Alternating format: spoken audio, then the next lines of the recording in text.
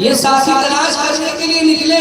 تلاش کرتے کرتے پہنچے تو دیکھا کہ حضرت عمر رضی اللہ تعالیٰ عنہ ایک پہاڑ پر بیٹھے ہوئے ہیں اور ان کے سامنے ایک میدان ہے، وہاں پر بیٹھے زاروں اکار رو رہے ہیں، آنکھوں سے آنسو بہ رہے ہیں۔ صحابہ نے دیکھا پریشان ہو گئے، کہنے لگے امیر المومنین کیا بات، آپ کیوں رو رہے ہیں، کیا پریشانی ہے، کیا آپ کے ساتھ کوئی حادثہ پیش آ گیا، کیا آپ کو کسی نے کچھ کہا ہے، آپ کیا کوئی تکلیف پہنچی ہے، آپ کیوں رو رہے ہیں؟ امیر المومنین نے فرمایا نہیں، مجھے کوئی تکلیف نہیں پہنچی، مجھے کسی نے کچھ کہا نہیں ہے، پھر آپ کیوں رو رہے ہیں، یا آپ کی آنکھوں سے آنسو کیوں جاری ہیں؟ امیر المومنین نے فرمایا دراصل بات یہ ہے کہ محمد صلی اللہ علیہ وسلم کے دامن سے وابستہ ہونے سے پہلے، اسلام کی آغوش میں آنے سے پہلے،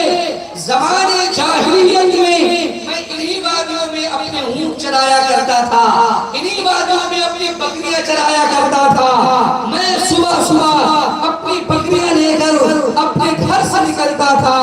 پورا دن بکریاں چراتا تھا، اونٹ چراتا تھا، شام کو اپنے اونٹ اور اپنی بکریاں لے کر کے گھر واپس ہوتا تھا،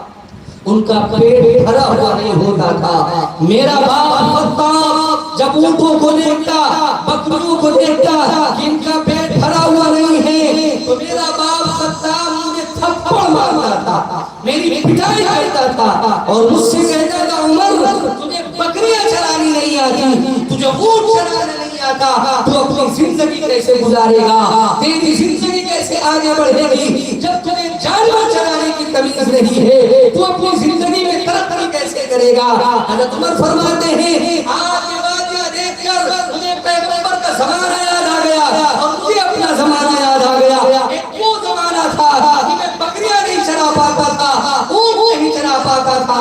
آج اللہ تبارک و تعالیٰ نے اسلام کی برکت سے، حضرت محمد صلی اللہ علیہ وسلم کی صحبت کی برکت سے عمر کو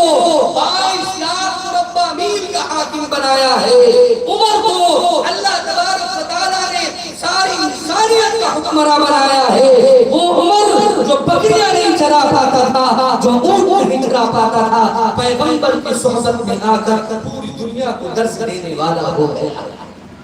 تو نے مجھے تلاش کے ہیرا بنا دیا، تو نے مجھے تلاش کے ہیرا بنا دیا، ورنہ میرا شمار انہی پتھروں میں تھا۔ حضرت عمر فرماتے ہیں میری کوئی حیثیت نہیں تھی، میں تو جاہلانہ زندگی گزارتا تھا، نبی کی صحبت میں آ کر کے اللہ تبارک و تعالیٰ نے مجھے انسان بنایا۔ میرے بھائیوں، آقا علیہ السلام نے تعلیم و تربیت پر بہت زور دیا ہے، چونکہ آپ صلی اللہ علیہ وسلم نے خود ہی پوری زندگی تربیت کی ہے،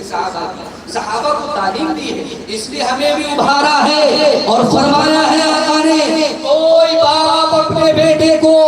اچھی تربیت اور اچھی تعلیم سے بہتر تحفہ نہیں دے سکتا۔ ایک باپ اپنے بیٹے کے لیے فکر کرتا ہے، اپنی اولاد کے لیے فکر کرتا ہے، اپنی بیٹیوں کے لیے فکر کرتا ہے کہ ان کا کھانا اچھا ہو، ان کا کپڑا اچھا ہو، ان کی رہائش اچھی ہو، وہ اچھی زندگی گزارے، یہ سب ایک طرف، لیکن اچھی تعلیم اور اچھی تربیت ایک۔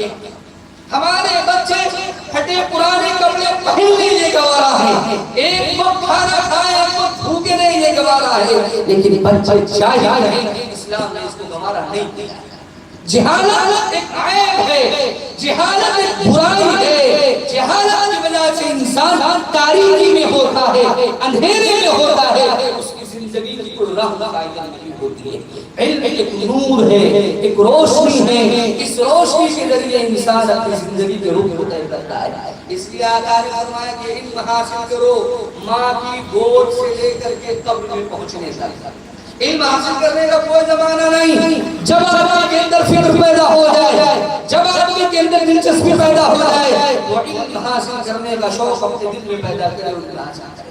ہمیں چاہیے کہ ہم اپنے بچوں کی تعلیم و تربیت کا فکر کریں، ان کی آخرت سنوارنے کا فکر کریں۔ افسوس سے افسوس آج ہمارا حال یہ ہے، ہم صرف دنیا کے بارے میں سوچتے ہیں،